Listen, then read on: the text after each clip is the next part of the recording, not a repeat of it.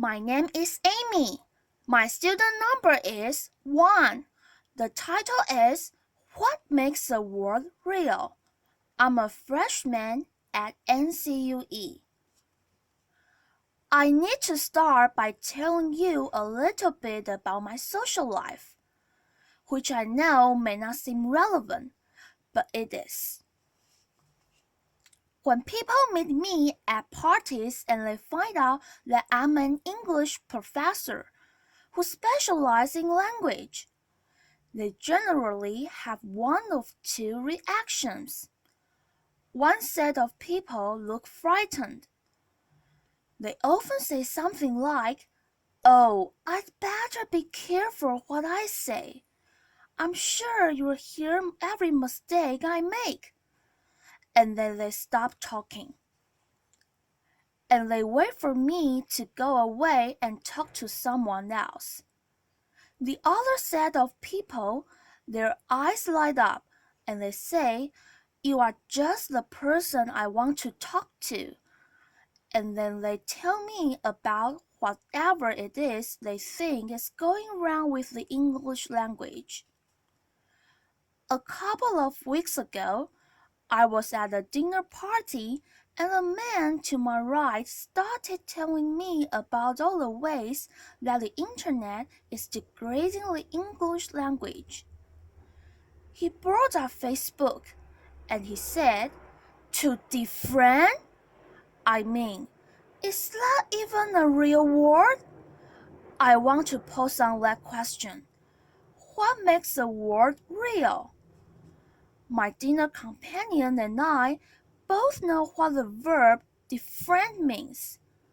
So, when does a new word like defriend become real?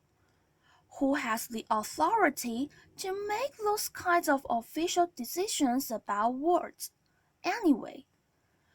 Those are the questions I want to talk about today. I think most people, when they say a word isn't real, what they mean is, it doesn't appear in the standard dictionary. That, of course, raises a host of other questions, including who writes dictionaries? Before I go any further, let me clarify my role in all of this. I do not write dictionaries. I do. However, collect new words much the way dictionary editors do. And the great thing about being a historian of the English language is that I get to collect research. When I teach the history of the English language, I require that students teach me 2 new slang words before I will begin class. Over the years, I have learned some great new slang this way, including hangry, which is when you are cranky or angry because you are hungry, and adorable, which is when you are adorable in kind of a dorky way. Clearly, terrific words that fill important gaps in the English language. But how real are they if we use them primarily as slang and they don't yet appear in the dictionary? With that, let's turn to dictionaries. I'm going to do this as a show of hands. How many of you still regularly refer to a dictionary, either print or online? Okay, so that looks like most of you. Now, a second question. Again, a show of hands. How many of you have ever looked to see who edited the dictionary you are using? Okay, many fewer. At some level, we know that there are human hands behind dictionaries, but we're really not sure who those hands belong to. I'm actually fascinated by this. Even the most critical people out there tend not to be very critical about dictionaries. Not distinguishing among them, and not asking a whole lot of questions about who added them. Just think about the phrase, look it up in the dictionary, which suggests that all dictionaries are exactly the same. Consider the library here on campus, where you go into the reading room and there is a large, unabridged dictionary up on the pedestal in this place of honor and respect lying open so we can go stand before it to get answers. Now, don't get me wrong. Dictionaries are fantastic resources, but they are human, and they are not timeless. I'm struck as a teacher that we tell students to critically question every text they read, every website they visit, except dictionaries, which we tend to treat as unauthored, as if they came from nowhere to give us answers about what words really mean. Here's the thing. If you ask dictionary editors, what they'll tell you is they're just trying to keep up with us as we change the language. They're watching what we say and what we write and trying to figure out what's going to stick and what's not going to stick. They have to gamble because they want to appear cutting edge and catch the words that are going to make it, such as LOL, but they don't want to appear faddish and include in the words that aren't going to make it. And I think a word that they're watching right now is YOLO. You only live once. Now, I get to hang out with dictionary editors, and you might be surprised by one of the places where we hang out. Every January, we go to the American Dialect Society annual meeting, where, among other things, we vote on the word of the year. There are about 200 or 300 people who come, some of the best-known linguists in the United States. To give you a sense of the flavor of the meeting, it occurs right before happy hour. Anyone who comes can vote. The most important rule is that you can vote with only one hand. In the past, some of the winners have been tweeted in 2009 and hashtag in 2012. Chat was the word of the year in the year 2000 because who knew what a chat was before 2000, and WMD in 2002. Now we have other categories in which we vote to, and my favorite category is most creative word of the year. Past winners in the category have included Recombobulation Area, which is at the Milwaukee Airport after security, where you can recombobulate. You can put your belt bag on, put your computer back in your bag. And then my all-time favorite word at this vote, which is multi-slacking. And multi-slacking is the act of having multiple windows up on your screen. So it looks like you're working when you're actually goofing around on the web. Will all of these words stick? Absolutely not. And we have made some questionable choices. For example, in 2006, when the word of the year was Plutoed, to mean demoted. But some of the past winners now seem completely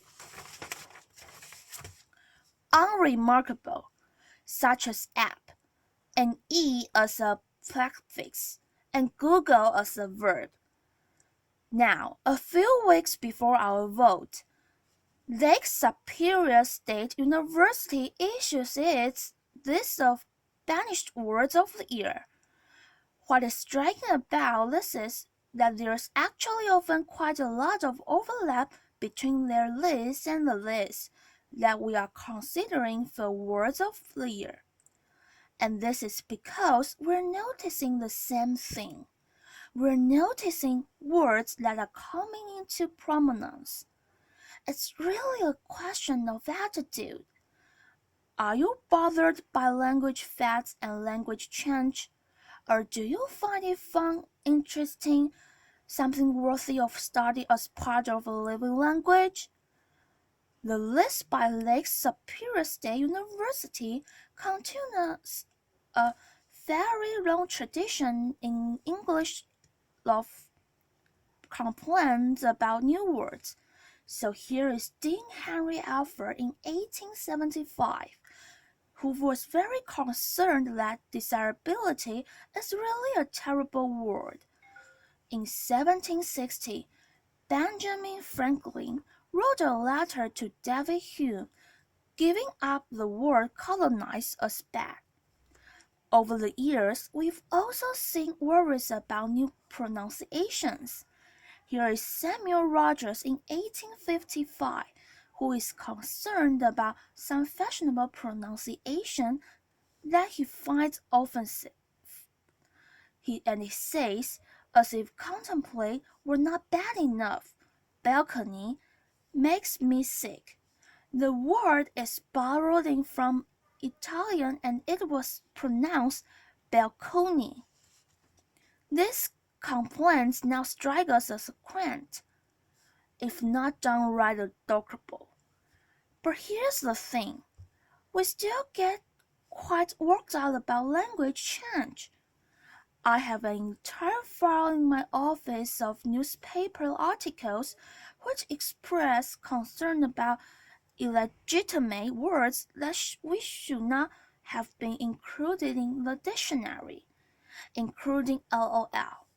When it got into the Oxford English Dictionary, and different when it got into the Oxford American Dictionary. I also have articles expressing concern about invite as a noun, impact as a verb, because only teeth can be impacted, and incentivize is described as boorish, bureaucratic misspeak. Now, it's not that dictionary editors ignore these kinds of attitudes about language. They try to provide us some guidance about words that are considered slang or informal or offensive, often through usage labels. But they're in something of a bind, because they're trying to describe what we do, and they know that we often go to dictionaries to get information about how we should use a word well or appropriately. In response, the American Heritage Dictionaries include usage notes. Usage notes tend to occur with words that are troublesome in one way, and one of the ways that they can be troublesome is that they're changing meaning. Now, usage notes involve very human decisions, and I think, as dictionary users, we're often not as aware of those human decisions as we should be. To show you what I mean, we'll look at an example, but before we do, I want to explain what the dictionary editors are trying to deal with in this usage note. Think about the word per use and how you use that word. I would guess many of you are thinking of skim, scan, reading quickly. Some of you may even have some working involved because you are perusing grocery store shelves or something like that. You might be surprised to learn that if you look in most standard dictionaries, the first definition will be to read carefully or pore over. American heritage has led us the first definition. They then have, as the second definition, scheme, and next to that, they say usage problem. And then they include a usage note, which is worth looking at. So here's the usage note. Per use has long meant to read thoroughly, but the word is often used more loosely to mean simply to read. Further extension of the word to mean to glance over, skim has traditionally been considered an error, but our ballad resorts suggest that it is becoming somewhat more acceptable. When asked about the sentence, I only had a moment to peruse the manual quickly. 66% of the usage panel found it unacceptable in 1988, 58% in 1999, and 48% in 2011. The usage panel, the trusted body of language authorities who is getting more lenient about this. Now, what I hope you're thinking now is, wait, who's on the usage panel? And what should I do with their pronouncement? If you look in the front matter of American Heritage dictionaries, you can actually find the names of the people on the usage panel. But who looks at the front matter of dictionaries? There are about 200 people on the usage panel. They include academicians, journalists, creative writers. There's a Supreme Court justice on it, and a few linguists. As of 2005, the list includes me. Here's what we can do for you. We can give you a sense of the range of opinions about contested usage. That is, and it should be the extent of our authority. We are not a language academy.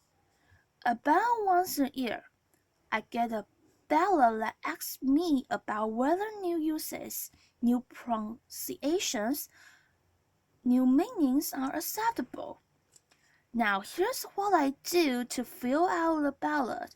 I listen to what other people are saying and writing. I do not listen to my own likes and dislikes about the English language. I will be honest with you. I do not like the word impactful, but that is neither here nor there in terms of whether impactful is becoming common usage and becoming more acceptable in written prose. So to be responsible, what I do is go look at usage, which often involves going to look at online databases, such as Google Books. Well, if you look for impactful in Google Books, here is what you find. Well, it sure looks like impactful is proving useful for a certain number of writers, and has become more and more useful over the last 20 years. Now, there are going to be changes that all of us don't like in the language. There are going to be changes where you think, really? Does the language have to change that way? What I'm saying is, we should be less quick to decide that change is terrible. We should be less quick to impose our likes and dislikes about words on other people. And we should be entirely reluctant to think that the English language is in trouble. It's not. It is rich and vibrant and filled with the creativity of the speakers who speak it. In retrospect, we think it's fascinating that the word nice used to mean silly, and that the word decimate used to mean to kill one in every 10. We think that Ben Franklin was being silly to worry about notice as a verb. Well, you know what? We're going to look pretty silly in 100 years for worrying about impact as a verb and invite as a noun. The language is not going to change so fast that we can't keep up. Language just doesn't work that way. I hope that what you can do is find language change not worrisome, but fun and fascinating. Just the way dictionary editors do. I hope you can enjoy being part of the creativity that is continually remarking our language and keeping it robust. So how does word get into a dictionary? It gets in because we use it and we keep using it. And dictionary editors are paying attention to us. If you're thinking, but lets all of us decide what words mean, I would say yes it does, and it always has. Dictionaries are a wonderful guide and resource, but there is no objective dictionary authority out there that is the final arbiter about what words mean. If a community of speakers is using a word and knows what it means, it's real. That word might be slangy, that word might be informal, that word might be a word that you think is illogical or unnecessary. But that word that we're using, that word is real. Thank you.